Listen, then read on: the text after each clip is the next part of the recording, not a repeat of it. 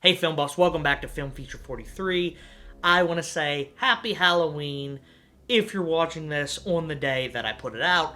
If not, go ahead and Google whatever holiday is on the day you're watching it, whether it be National Cat Day, National Ice Cream Day, National Sibling Day, and happy whatever holiday that is to you. Today, I think it's only appropriate that while we're talking about keys to success in this kind of series, that we talk about the 1978 John Carpenter classic, Halloween. When you think of iconic horror movie icon, we think of Freddy Krueger and Jason Voorhees and Chucky and Candyman and Leatherface and Ghostface. Predating all of them, besides Leatherface, is the iconic shape himself, Michael Myers. Yeah, baby! Michael got his start in the original Halloween film, created by John Carpenter and Debra Hill, and the franchise has spanned 40 years and 12 films, with a 13th coming out, hopefully, in 2022. All of which revolve around the big boy in a $2 William Shatner mask, except for Season of the Witch, which was Halloween Part 3, because John Carpenter didn't want to keep focusing on the same story centered around Halloween. He wanted to focus kind of an anthology franchise on different events happening on the night of Halloween. The original name for this film was going to be The Babysitter Murders, but Carpenter couldn't get funding with that name, so they decided to switch it up to make it Halloween-centric and change the name to reflect the titular holiday that the movie was based around. He was given a budget of $300,000, which still is a small amount even in 1978 money, and he wrote the script in 10 days, shot it in 20, and they couldn't even film it in the fall because they wanted to get it out by Halloween, so they got a bunch of fake leaves and painted them fall colors, and the crew had to keep sweeping them up and moving them to the next shoot because that's all the money they had. They couldn't afford to throw away leaves. Money doesn't grow on trees, apparently. Newcomer Jamie Lee Curtis, despite her horror movie pedigree with being the daughter of Debra Lee, had to audition for the film 3 separate times, where she finally landed the role and a fat $8,000 paycheck. Although the budget was so tight, she had to supply her own costume, and that was a $100 JCPenney off the rack deal. I already mentioned that the Willie Schatz mask was a $2 pickup from a toy store called Wallace's, where they stretched it and painted, kind of give it that morose look. With that small budget though, this film went on to make $70 million worldwide and became the highest grossing independent film of all time, up until 1999's Blair Witch Project, which was then dethroned by the 2002 My Big Fat Greek Wedding, which I talked about in my last key to success. So what made this slasher so popular that it poised it to kick off the slasher genre? And by that, I don't mean that it was the first slasher film. You had Clark's Black Christmas, Hooper's Texas Chainsaw Massacre that I mentioned before with Leatherface, and even Hitchcock's Psycho that I also mentioned before, starring Debra Lee. But this film did popularize the genre. So how did it do it? I think, number one, the first thing that this film has going for it that other slashers kind of fall apart in is their characters. John Carpenter wanted Michael to be the Shape, a faceless killer that killed just for the fact that he felt like it.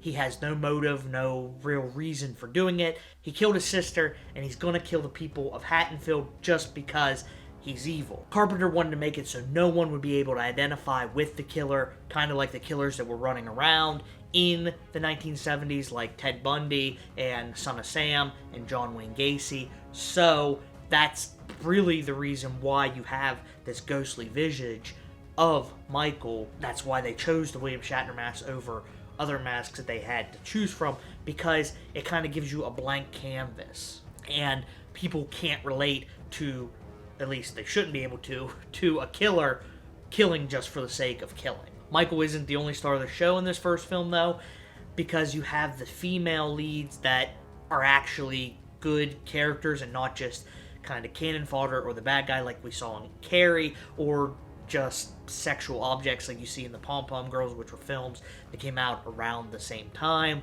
Laurie Strode and the other babysitters are actual characters, and to ensure this, Johnny Carps wrote the screenplay overall, but gave the creative writing of the dialogue of the females over to Debra Hill, so it was written in a female voice, and he wasn't just approximating what a woman would say. Siskel and Ebert praised this film for not systematically demean half the human race. While there are people who are being killed while having sex in this film, John Carpenter and Debra Hill have both said that they didn't want it to appear, or they didn't mean for it to appear like they were being killed because they were having sex. They did it because those characters were distracted by doing things like that, where Laurie was in more high alert, not being distracted by debauchery, if that's what you want to call it. Speaking of Laurie Strode, you cannot mention the Halloween franchise without talking about Jamie Lee Curtis's portrayal of Laurie Strode, because it's a cornerstone of the franchise. She's played the character for over 40 years in different iterations, different timelines, but you always get that strength and resilience that even from whenever she was a kind of mild-mannered teenage babysitter to the new 2018 film I haven't seen, Halloween Kills, yet, where it's kind of a believable trek of someone who would go from a quiet, unsuspecting person to this hardened, always looking out for herself person, because that's what trauma will do to you. It'll change your personality, and Jamie Lee Curtis plays that extremely well. Also, a quick plug here for Donald Pleasence, who did this film on a 5-day shoot for $20,000. He was the most well-known actor that this film could afford, and without his manic kind of Dr. Loomis personality, "Hey, Lonnie, get your ass away from there," I don't know if this film would be as entertaining as it is. Donald Pleasence obviously put a lot into the Dr. Loomis role and came back multiple times and made the character of Dr. Loomis and Michael Myers just historically intertwined. No matter how hard you try to pull them apart, Dr. Loomis is always going to be tied to the Halloween story. The second thing is, it's been said that John Carpenter's Halloween is a master class of suspense. John Carpenter had a shoestring budget and an extremely small cast and crew, but made one of the most suspenseful movies that came out at the time and may still be considered one of the most suspenseful movies of all time. Nowadays, you have jump scares and background scares in every single scene of a horror film, and everything, and I mean everything, has to be explained, whether you're talking about horror franchises or just big name franchises in general. For example, like Freddy Krueger making deals with dream demons to keep coming back. I want it all! Or Jason Voorhees being able to possess people, and that's part of the Voorhees heritage, or the Jedi having magic blood. Midichlorians are a microscopic life form that resides within all living cells. Everything has to be explained, and everything has to be there to set up the next movie. And this franchise didn't escape that, even in the second film, where you get the sisterhood of Laurie Strode being a sibling to Michael, and later on you get the Michael Myers cult, where he's an evil entity and blah blah blah blah blah. But the first film didn't dabble in that. The first film didn't set that stuff up. It was the creative inspiration of people who came later in the franchise. Like I said, John Carpenter didn't really want to continue the story of Michael Myers. He wanted to do different Halloween vignettes each year to kind of give you a different story about Halloween. And I think that's one reason why there wasn't much backstory for Michael. Like I said, he wanted to make Michael this blank canvas, and in film, when you can't see something, that thing is the scariest thing to you, whatever your mind can make up. So Michael killing his sister and terrorizing the people of Haddonfield just because he's evil should be scarier to us than he has some motive behind it. Not having a motive to us should be scarier, because then we can put whatever motive we want to on that character. Same way with, again, the William Shatner mask. It gives us kind of a blank canvas to draw what Michael would look like underneath that mask and what pure evil looks like, as Loomis is kind of describing. I met this 6-year-old child with this blank, pale, emotionless face and the blackest eyes, the devil's eyes. We never really see clearly the visage under the mask, if that makes sense. And all that kind of culminates in the third thing, which is this film is easy to watch. You can sit down and watch it year after year after year. It's kind of light on the gore, so you're not really getting into that heavy topic. The suspense is there, the score is there, and the film has a pretty decent pace, which makes it easy to watch over and over and over again. Ebert said that Halloween is a visceral experience. We're not watching the movie, we're experiencing it. And I think he's right in that regard, where most movies go for the cheap jump scare and things like that, where something like Jaws or something like Halloween just keep building that suspense over and over and over again, and that's what makes it an enjoyable watch, and that's what makes it a movie that can make $10,000 a weekend now, 40 years after it came out, which is really unheard of for a movie. The fourth thing, and I don't want to overlook this, is the music. You can't really think of Halloween without thinking of that iconic score.